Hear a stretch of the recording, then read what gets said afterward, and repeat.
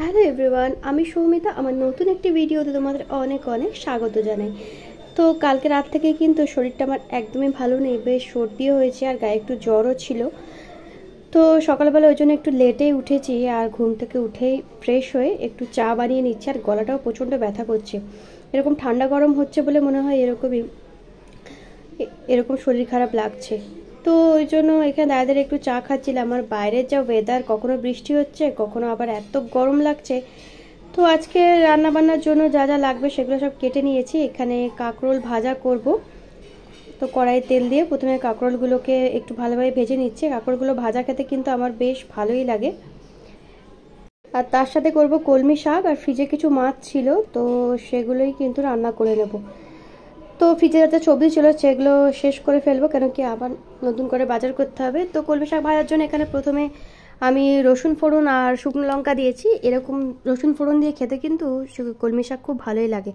তো শাকটাও এখানে ভালোভাবে বেছে ধুয়ে নিয়েছি আর কুচি করে কেটে এখানে কড়াই দিয়ে দিলাম। আর 3 পিস মাছ ছিল, মাছটাকেও এখানে ভেজে নিচ্ছি। মাছটাকে এরকম পেঁয়াজ বাটা দিয়ে একটু ঝাল টাইপের করব। তো এই ছিল আজকে সকালে রান্না বান্না মোটামুটি কমপ্লিট হয়ে গেছে। তো সেরকম একটা রান্না আজকে করিনি, সিম্পলের মধ্যেই করেছি। আর রান্না করতে করতে ওদিকে মামামা উঠে গেছে, তো ওকেও ফ্রেশ করে নিয়েছি, খাওয়া দাওয়া হয়ে গেছে। তো একটু পাপার সাথে যাচ্ছে একটু ঘুরতে।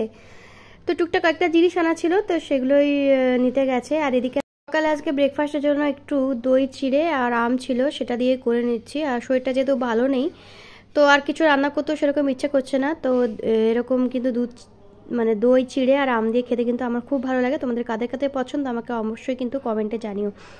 তারপরে এদিকে আমি অনেকদিন পরে বসেছি একটু নেল পলিশ পরবো বলে। তো যেই নেল পলিশ পরেছে, এদিকে দেখো আমার মামামা চলে এসছে, দুটো হাত দেখাচ্ছে নেল পলিশ পরিয়ে দেওয়ার জন্য। তো মেয়ে যখন চাইছে তখন তো পরিয়ে দিতেই হবে, কিছু করার নেই। তো দেখো ওকে এখানে পরিয়ে দিয়েছে, আর পরিয়ে দিয়েছে যখন দেখো চুপ করে কিন্তু বসে আছে।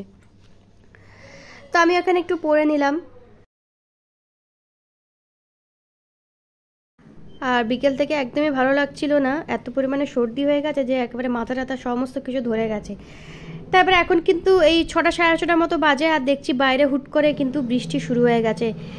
তো হঠাৎ করেই তো এরকম বৃষ্টি শুরু হচ্ছে, তো ওয়েদারটা একদমই ভালোই না।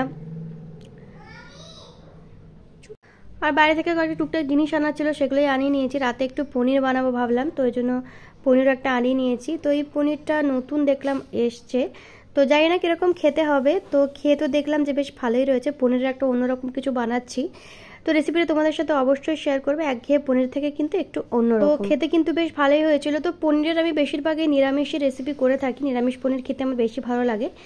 তো এই রেসিপিটা এক জায়গায় দেখলাম, তো ভাবলাম যে দেখি বানিয়ে কেমন লাগে খেতে। খেতে কিন্তু বেশ ভালোই হয়েছিল, রুটি দিয়েও খেতে ভালো লাগছিলো, এছাড়া পরোটা বা লুচি দিয়েও খেতে কিন্তু বেশ ভালোই লাগবে। তারপরে বড় অফিস থেকে ফেরার পথে একটু ড্রাই চিলি চিকেন কিনে এনেছিল, কারণ আমার একটু ঝাল ঝাল খেতে ইচ্ছে করছিল সর্দির মুখে। এদিকে পনিরটাও ভরে নিয়েছিলাম, তো খাবারটাও বেড়ে নিয়েছি। তো এটা দিয়ে রাতে ডিনারটা করে নিলাম। আর এবার অনেকটা রাত হয়ে গেছে, শুতে যাব। আর ঘুমাবার আগে এই যে আমার জন্য দুটো খেজুর আর আমন্ড ভিজিয়ে দিলাম। তো কেমন লাগলো ব্লগটা অবশ্যই জানিও।